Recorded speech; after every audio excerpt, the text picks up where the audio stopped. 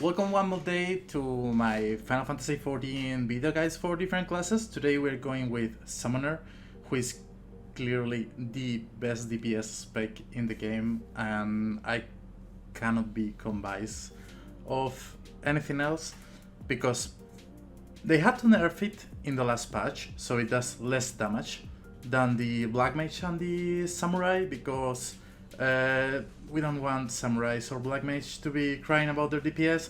So it actually does a bit less damage than the Summoners and the Samurais, but it comes with a lot more benefits. For Summoner, it has a strong sustain damage, it has a strong AoE damage, also it has good AoE damage on a spread. You can put up your dots on different targets, they don't need to be a stack for it. They also comes with healing in form of, not the physic because it's some kind of useless skill, but it has a healing component, a hot component on the Summoned Phoenix. So it puts a healing over time on all the raid. It's like a wet dream for all the Final Fantasy healers who usually plays healer. And it has buffs for all the raid in form of Devotion. That is a buff that is just raw DPS increase for all the raid. And on top of that, it comes with a res. So the only classes that can res actually in the game are healers, are Res Mage or Red Mage, and Summoner. So it comes with a lot. It also are range DPS, which is easier to play in terms of raid. And I cannot find any good reason why are you not playing Summoner. The only reasons I could think you are not playing Summoner is because you have like another Summoner on your right, and you need to fight with them with a machete to see who's the one who's gonna play Summoner. Other reason could be if you have like another Red Mage on your raid, and you know, that kind of Red Mage that they play in Red Mage because they want to rest people, but in the middle of the fight they never throw over race. Or you have a Black Mage on your raid that likes to die on the ley lines. So that's the main reasons you are not playing Summoner. Other reason could be, for example, that you are a bit lazy and you are the kind of person that plays Dancer for DPS. Personally, I like Dancers. This is nothing wrong with Dancers. In fact, they are the best skin makers in the game. I love to have a Dancer. I think it's a cool class to play. But there's a lot of people that plays Dancer because it's so easy and forgivable, and that's not the way. That's not the way. For Summoner, I'm gonna be fast with the guide, don't gonna go into so much detail. First, for Summoner, as the name says, you have different pets. For pets you want to use Ifrit for single target, that is summon free. You want to use Garuda for AoE, and do you want to use Titan only for when you are questing outside? Okay, I'm gonna summon one of the pets. For example, if I'm using Garuda will only be used when you're doing dungeons, okay? For the Egg Assaults 1 and 2, 1 it's just an area of effect damage, but Assault 2, Slipstream, it leaves area of effect that it's like kinda dot, it resists for 9 seconds, so don't spam this ability, just leave it for 9 seconds and then you can use it again, okay? Okay, when we're raiding, we're always using Ifrit. For dungeons, we wanna be swapping. For dungeons, we want to start with Garuda Fortress, and when we arrive a boss, we want to change to Ifrit, and then back to Garuda until we get to the next boss, okay? Okay, so for example, if we're going to raid, we're gonna start with Ifrit. Different skills that we have are global cooldown and off global cooldown. For global cooldown, we're gonna spam Ring Free every time we can as a filler, okay? But mostly all of the other skills for a Summoner are off global cooldown. The other one that's in the global cooldown might be Rune 2, but we want it to upgrade it to Rune 4. And that is done by using Egg Assault. Every time you use Egg Assault 1 or 2, we're gonna get one charge that will transform Rune 2 into a Rune 4. Okay? So what do we want to do when we start doing our opener or always? We want to have our dots always up. That is gonna be 3 disaster. There's only one moment during our rotation. It's a 2-minute cycle rotation. It's like a huge investment to learn how to play Summoner well, okay? We want to keep our dots up via Tree Disaster. We want to hit Energy Drain on cooldown. Energy Drain actually is on a global cooldown that gives us 2 charges of Ether Flow that we can invest into Fester or we can invest into Pain Flare. Pain Flare is only for AoE situations and Fester is just single target, okay? It does more damage if our dots are up, but because our dots are always gonna be up, we are gonna be using Fester every time, okay? For AoE, skills that we are not gonna use are Outburst. We need to use Outburst when there's more than 2 targets, and Pain Flare for other flow charge. And instead of Energy Drain, we're gonna use Energy Siphon with more than 3 targets when we want to gain the charge from Ether Flow, okay? So for starting, I'm gonna explain the first part of the opener, and since because it's a 2 full minute cycle, I'm gonna go part by part. First I'm gonna explain the opener until we get to Bahamut, then I'm gonna explain Bahamut phase, and after Bahamut phase I'm gonna explain all the other cycle, the Phoenix cycle and the Downtown cycle until we get to the Bahamut again, okay?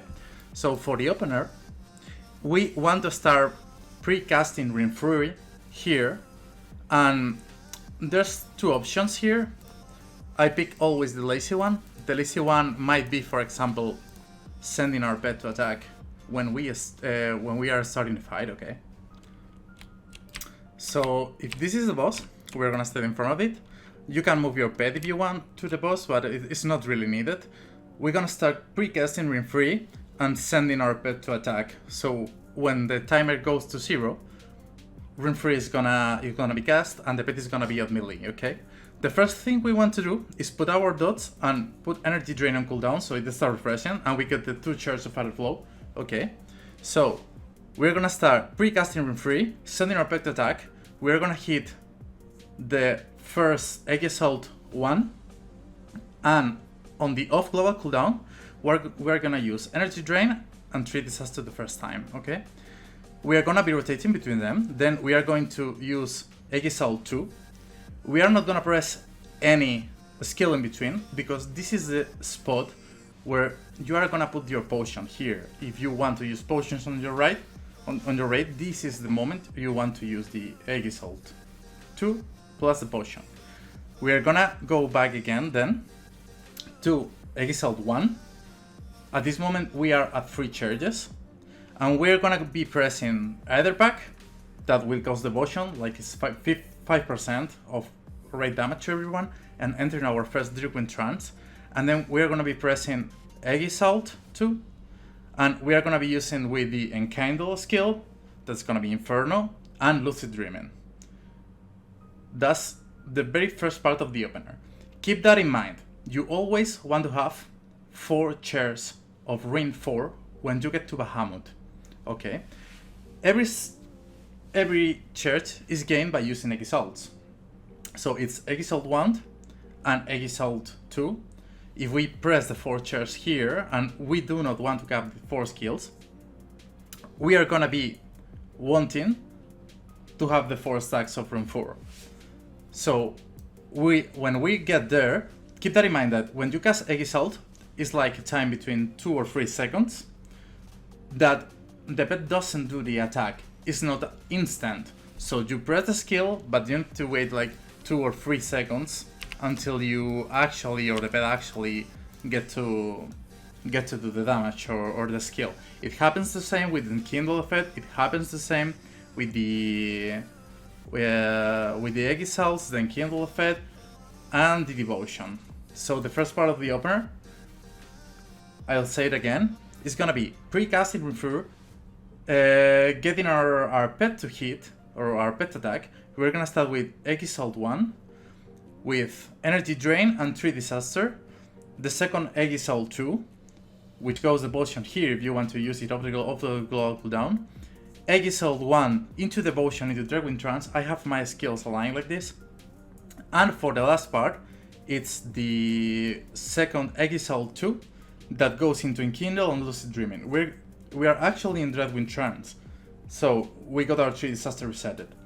The first thing we want to do is casting Ring Free. It's gonna be instant cast during Dreadwind Trance, and we are gonna be using a Fester and we're gonna be using 3 disaster again to refresh our dots. Our dots actually, they will have like 20 seconds on timer, but we want to refresh here for 2 reasons.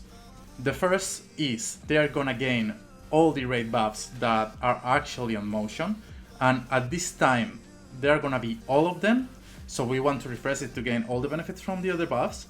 And we want to cast it here because it will be easier to refresh them during our 2-minute cycle rotation. Okay, so into the Dreadwind Trance, we are going to use 1 Ring Free instant cast into Fester, into Refresh in 3 Disaster, and then we are going to be using another Ring Free, and we are going into Death Flare and Summon Bahamut, okay? One mistake most of summoners made: triple weaving. You do not want to put 3 skills on between global cooldown. I see a lot of summoners doing Death Flare into Bahamut into Enkindle Bahamut, so act more. So don't do that, because you are putting 3 skills. Death Flare and Summon Bahamut, they are 1 skill into the off global cooldown, so you do not want to use it then. I'm gonna do this part of the opener, and then I'm gonna continue explaining the Bahamut phase and the Phoenix phase and the subsequent phases. Okay? So I'm gonna go here, for example, into Siva. As I said, you can actually move your pet if you want, but it's not needed. I'm gonna be starting pre-casting, sending our pet. Exile 1, energy drain into 3 disaster. Here's go the potion if you need it. Devotion, another pack. Enkindle, Lufit. 1 Fester, refresh 3 disaster. And then we're gonna be entering Bahamut. We're gonna be entering Bahamut with the 4 stacks or Rune 4. This is the part of the opener that is gonna be different from all the cycle rotation, okay? So we enter our Bahamut with the 4 stacks. I'm gonna go out for cooldown to reset, and then I'm gonna explain the Bahamut phase.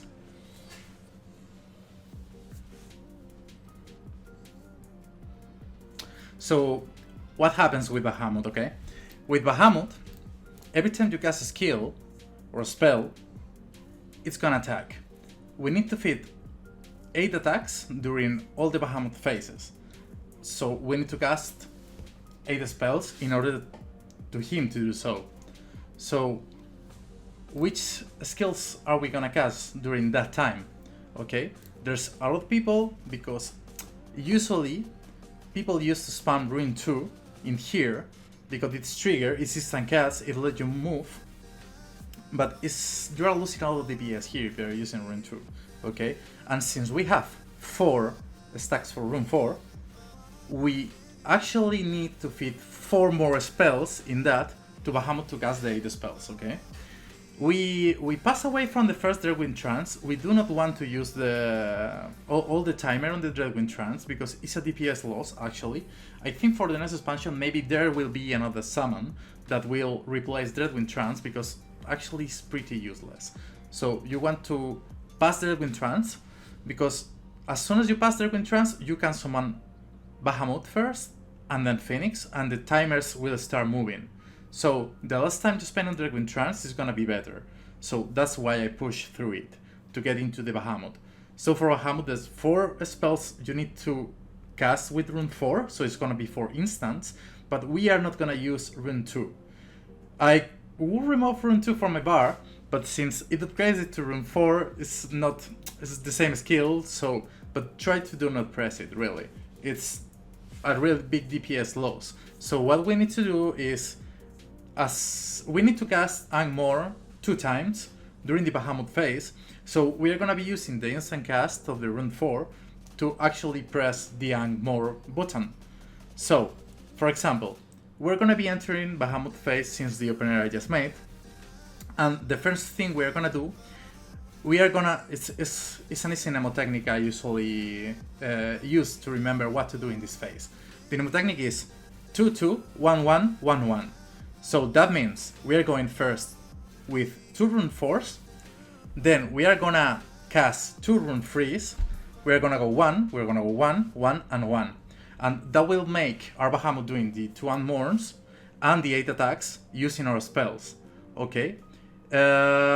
It's easy to see when you are entering Bahamut.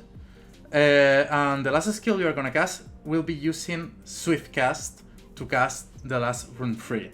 So you are usually hitting with the 8 spells on that window, okay? So I'm gonna do this part until Bahamut, and then I'm gonna continue explaining, okay? There will be a time when you do your full 2-minute cycle rotation. The second time you do the cycle, you will notice that your dots are gonna fall off during your Bahamut transition, but I tell you how to maintain it there, okay? So we're gonna start with the adaptation, pre-casting, sending our pet to attack. First, I Exalt Energy Drain into 3 Disaster. Second, use your potion here. Either pack Dreadwind, Enkindle Lucid. Refreshing dots for the right buff. Okay, entering Bahamut. First instant cast, Angmor. Second instant cast, then 2 casts. 1 and 2. We're gonna be using Rune 4 into again. 1 cast. Rune 4, and for the last Swift Cast, Energy Drain into Rune 4. Okay? That's the Bahamut phase. It's always be the same. The only thing, if you're a good person, that I'm not, you're gonna save your Swift Cast if you need to rest someone in your raid, okay? But for the first time, for the opener, if your healers die on the first minute of the fight, they deserve to die. Okay, they do not deserve to be rest. 1 minute of the fight, they don't deserve it. Get your Swift Cast and cooldown for the opener. Then, if you feel like a good person, don't use Swift Cast, you will feed 1 Rune 2 there, okay? But remember this, is you're gonna be entering Bahamut, Rune 4 cast, 2 of them. Then we are gonna go with 2 Rune 3 cast, 1 Rune 4, 1 Rune 3, 1 Rune 4, and 1 Rune 3 with the Swift Cast, or Rune 2 if you don't want to waste the Swift Cast, okay? That's the Bahamut phase. It's always be the same. You need to feed the 8 cast there, and after that we're gonna be entering the pre-Phoenix phase. For the pre-Phoenix phase, you will notice that your dots are gonna fall when you finish your Bahamut phase. You want to refresh them manually there. It's the only time you're gonna refresh your dots manually. Okay, so after you finish your Bahamut phase on the first cycle, you have 1 cast, so you can cast a filler, a Rune 3 filler, and then you have to cast Miasma and Bio after that manually. Okay, that's the only moment you need to refresh your dots. And then we're gonna keep chilling until we get to Phoenix. We're gonna be casting Rune 3, and we have 2 stacks here that we can use to move during the fight. So we want to use the Egg Assaults on time windows on raid when we need to move. There is no need to cast them as soon as possible until or if you are gonna reach the 2 stacks on the 2 of them, okay? So save them for mobility on that moment, and we're gonna have like 2 casts of Egg Assaults before we arrive into our Phoenix phase. You will notice that if you refresh your dots manually after the Bahamut phase, your 3 Disaster is gonna go off cooldown at the same time the Phoenix. So we want to use 3 Disaster, so when we hit the Phoenix, the cooldown is resetted so you can use them to refresh them again, okay?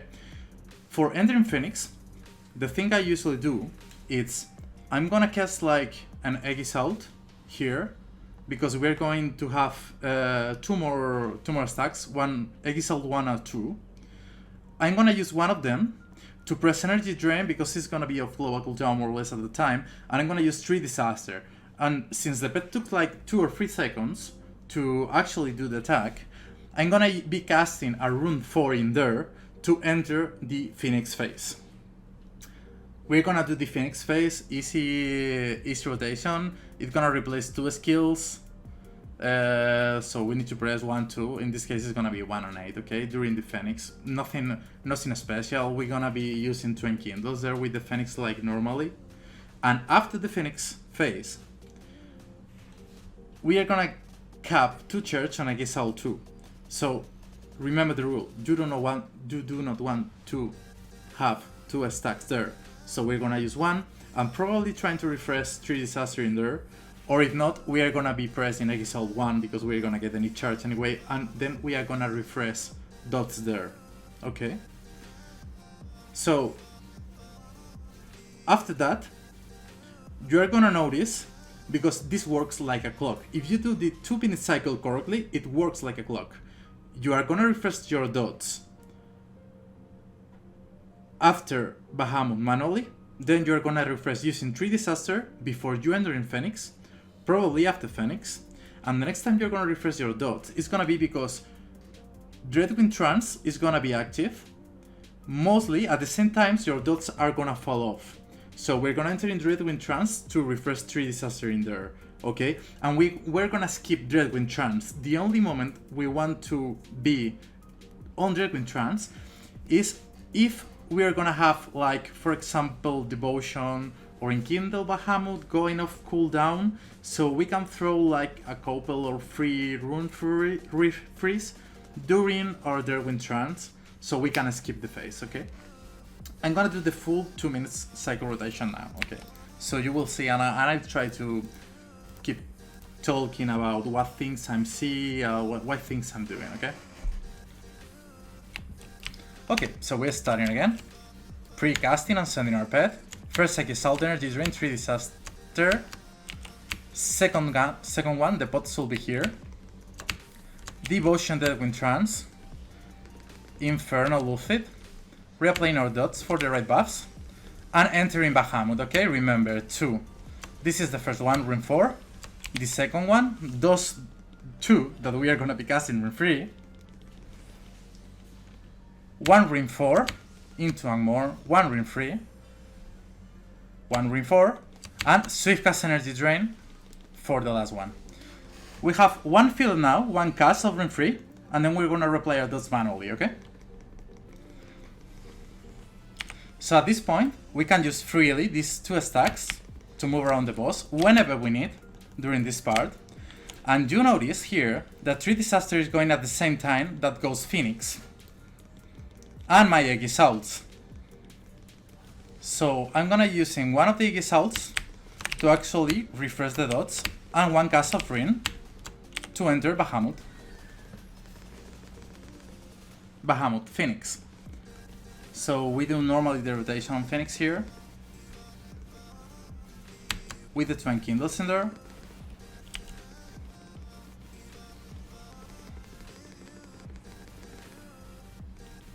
We want to be using this to not cap. And now we want to do the other Exalt to cap 4 and refresh 3 Disaster with the Energy Drain, okay? Since we have Church, we can go and cast some rune 4s here until we enter Dreadwind to cast the Festers. So 1 will go there. So this won't cap.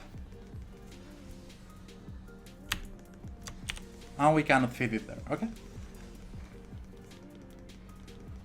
If you see there's 5 seconds on my dots, and it's 3 here. So we are gonna go in there to refresh the dots at this moment. We are gonna cut the 4 stacks, we already have them. And we have Enkindle Inferno. We're gonna heal, the dot is applied, and now we are going into Bahamut again. So the same rule, it's 4. 1, 2, 2 castles rune 3.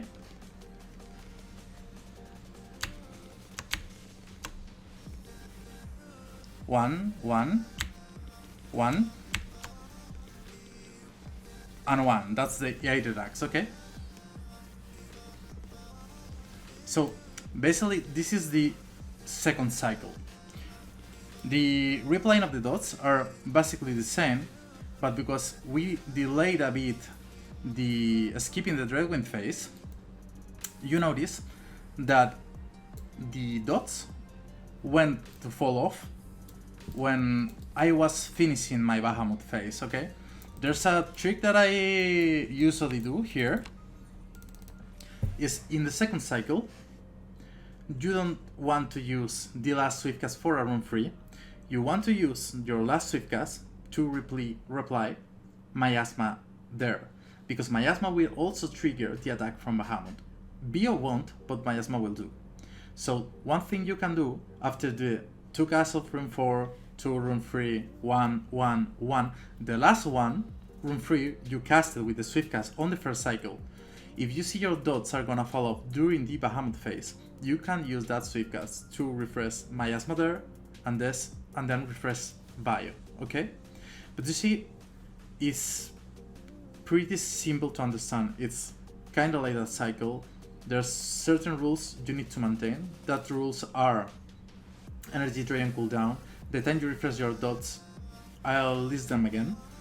They're gonna be after Bahamut, manually. When you're going to enter the Phoenix, you're gonna be pressing Try Disaster before entering Phoenix. After finishing Phoenix, there will be like 2 or 3 cooldowns you can fit in there until you need to refresh with them with Try Disaster. And at the moment that those dots are gonna fall off, Dreadwind Trance will come off lower cooldown. So we're gonna be entering Dreadwind Trance to press Try Disaster, okay? So it's 3 times application and 1 application manually. It's gonna be always at the same time, okay? The Bahamut rotation, it's always the same. The only thing you can mess up a bit in this rotation is putting the X-Salts on cooldown under rune 4, that you are gonna using them to move around, okay? Try to do not use any rune 2, unless it's absolutely necessarily if you need to move or feed the attack from Bahamut. It needs to hit 8 times, yes or yes, there's no option there. Or if you want to save the Swift Cast for your raid, that if you are a good person you should do. But if you are farming content and you want to outstand there, use your Swift Cast.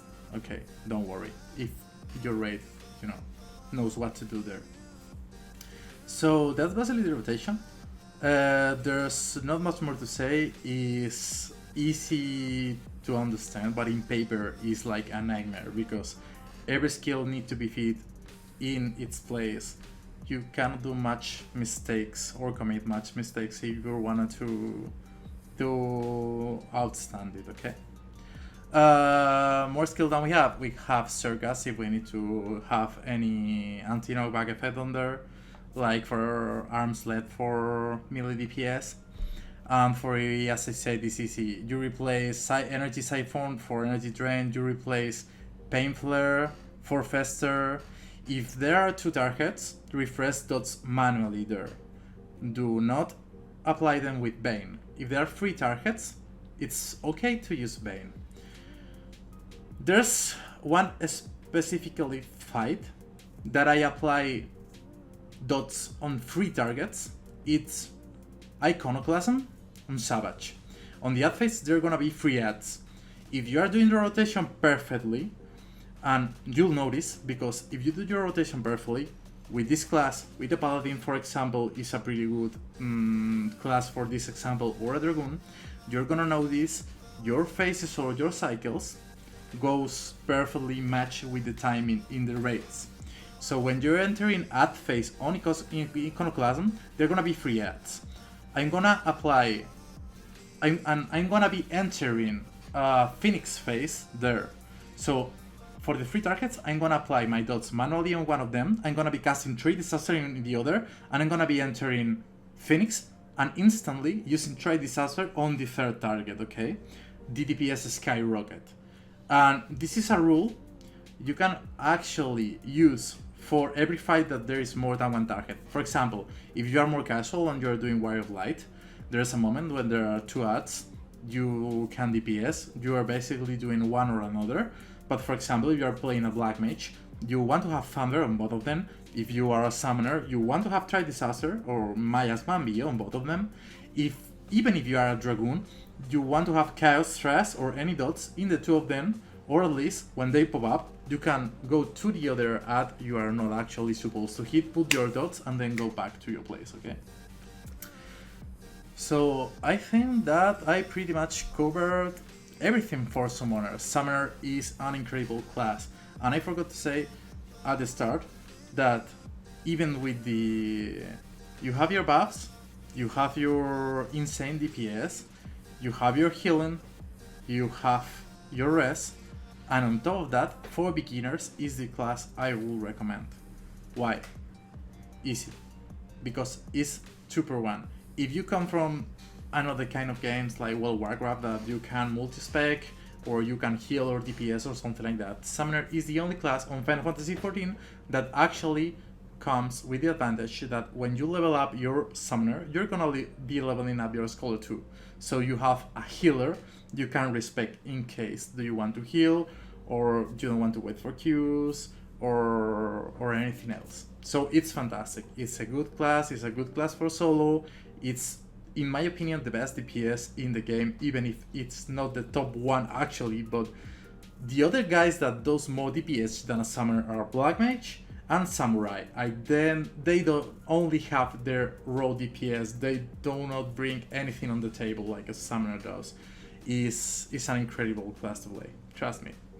So if you understood how this works, how do you do not want to triple weaving, how can you use your skill for movement, and did you understand the full 2-minute cycle with the Bahamut phase, etc., I think you are good to go.